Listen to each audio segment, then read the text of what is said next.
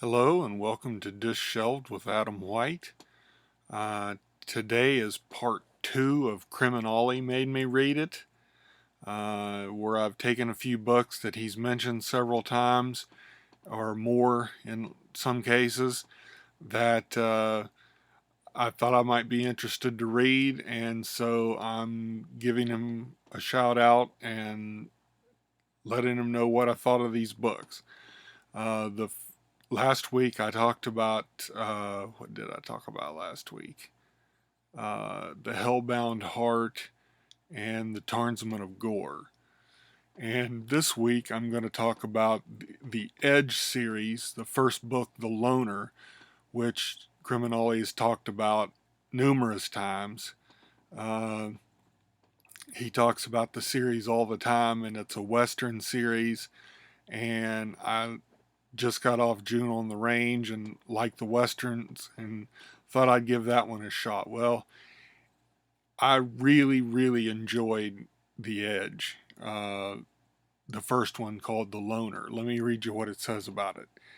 The Loner. His name was given as Josiah Hedges, an innocent enough moniker, but one look at the cruel set of his mouth and the icy penetration of his blue eyes, and anyone would recognize pure danger in a man's clothing.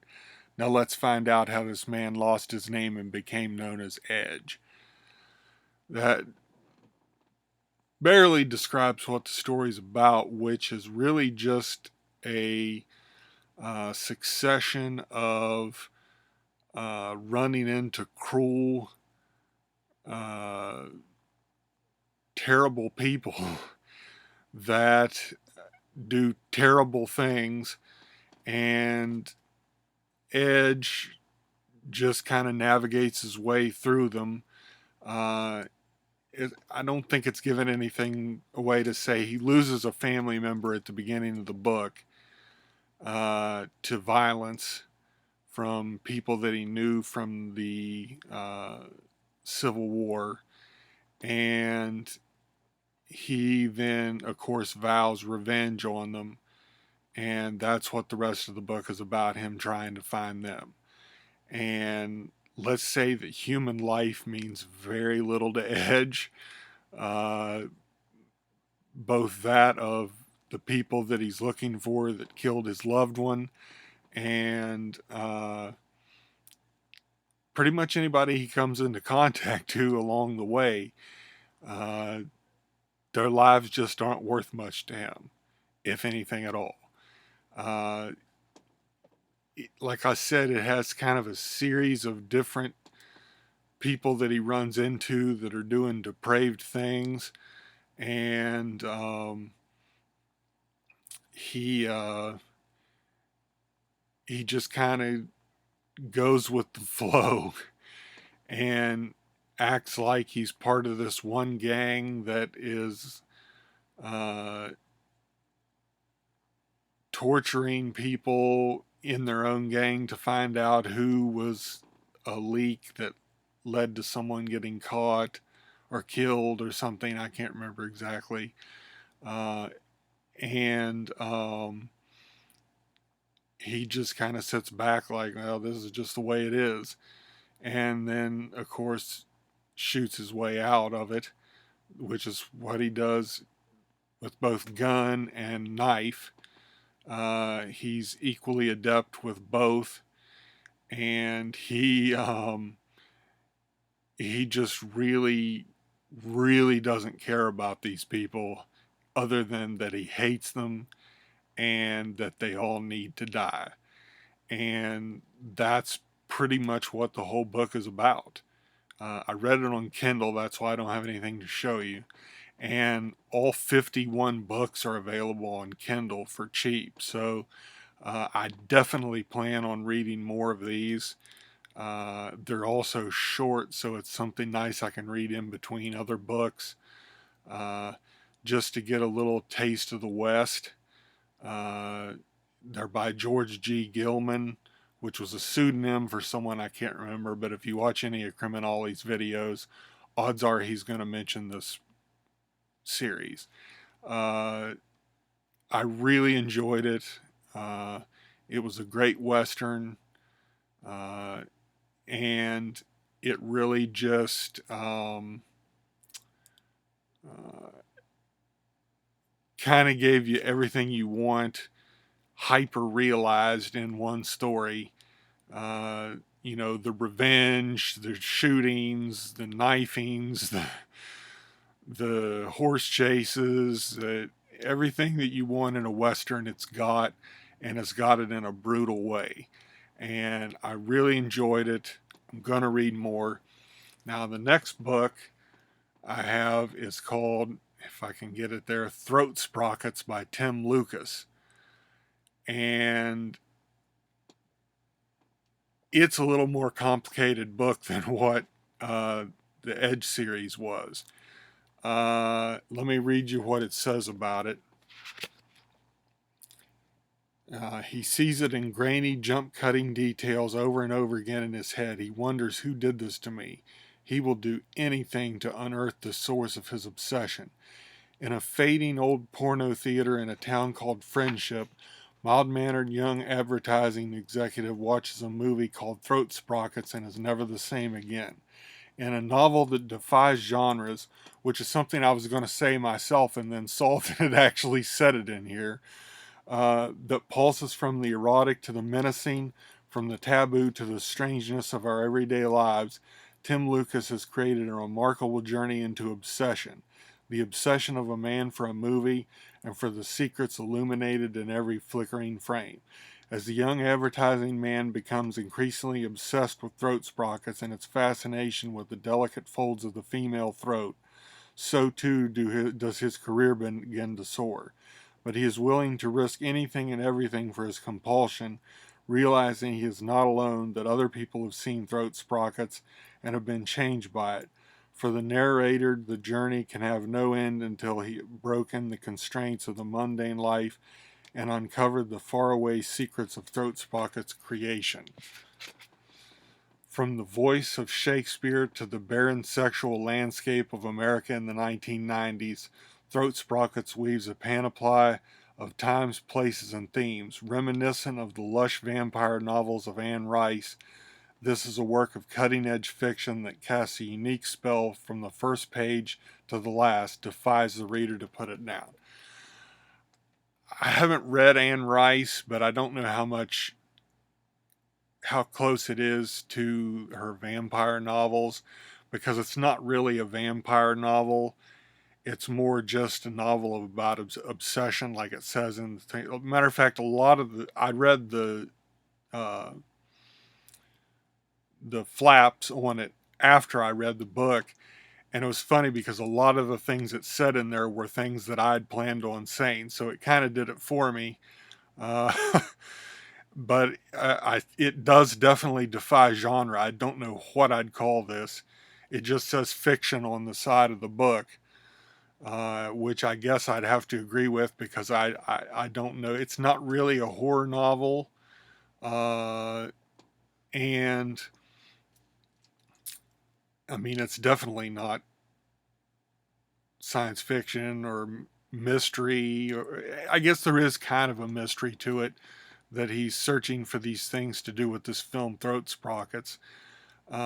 It's about him being obsessed. I don't think the narrator's ever named, but it's about him being obsessed with women's throats and with biting them and drawing blood from them, but it's not really vampiric. They bring up vampire a couple of times in it, but I mean, they're not actually drinking the blood. Sometimes they do, but it's just a fetish. And the novel really is about obsession and how it absolutely takes over this guy's life. He's obsessed with the movie. He's obsessed with people that are obsessed with the movie. He's obsessed with the people that made the movie. And it just kind of unfolds as the story goes along. And there's parts that are like an interview from a film magazine where he's learning about the people that made it, which still stay shrouded in mystery, because it was done by some really strange people, and it's just a really interesting book. Now, I know a lot about obsession because I'm OCD, and I know how it can take over your life. And now, I'm definitely not obsessed with women's throats or drawing blood from them, but I understood the obsession part of it, and it really is an interesting look into it and how it absolutely takes over your life, both literally and figuratively. Some of the stuff as it gets towards the end of the book, the latter half of the book, um, are a little convenient. The things that happen and how he runs into people that are obsessed with it too, and how he finds the information that he finds on it. But I think that's part of the book and how it becomes literally his life is just enveloped in this film, and people that are interested in it too. Um, the ending, I'm not certain about. Uh, I don't really know of another way to end this novel. I really thought about that during the time I was reading it, was how in the world is this going to end? Because it just is such a different book from anything I've ever read. And being about obsession and not about a particular, the plot's kind of secondary to it. Uh, I really wasn't sure how it would end, but I did like this book.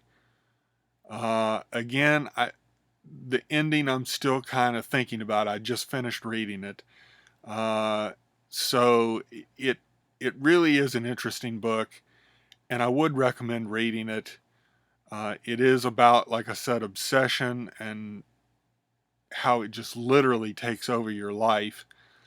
And he, the narrator, uh, just gets deeper and deeper involved in this, and he finds out there's others like him, and it just, some of the stuff towards the end has a dreamlike quality, and you don't really know whether it's a dream or it's reality, and it never really tells you outright whether it is or not.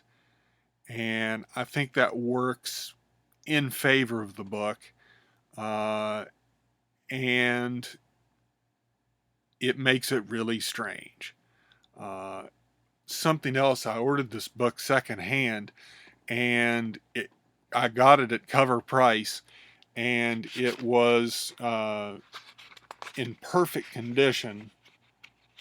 And not only that, but when I opened it, if I can open it again here, it was inscribed and signed and dated by the author, which I couldn't believe when I got it because that was not part of the description of the book. I thought I was just getting the book, and I got an autographed copy that's dated 10/29/94, which is right before it came out. So I thought that was awesome because I've mentioned before, I love autographed books. And now I'm not Bruce, obviously. It says for Bruce with best regards and is signed and dated. And I really found that that was really cool, really awesome of that seller to give me this copy. Uh, I really like it. Uh, and I'm so glad that it was autographed. I love it when I find something like that in the book, in a book. But again, Throat Sprockets by Tim Lucas. Good book, really strange book, but it is definitely worth a read. And then the Edge series, the first book, The Loner, definitely worth a read. I really enjoyed it. Great Western. It's a hardcore Western with a lot of violence in it, but it's entertaining, and it's pulp, and I like pulp. So, but I recommend both these books. Throat Sprockets, you'll probably have to get secondhand. And like I said, all the Edge books are on Kindle. And I would highly recommend checking them both out.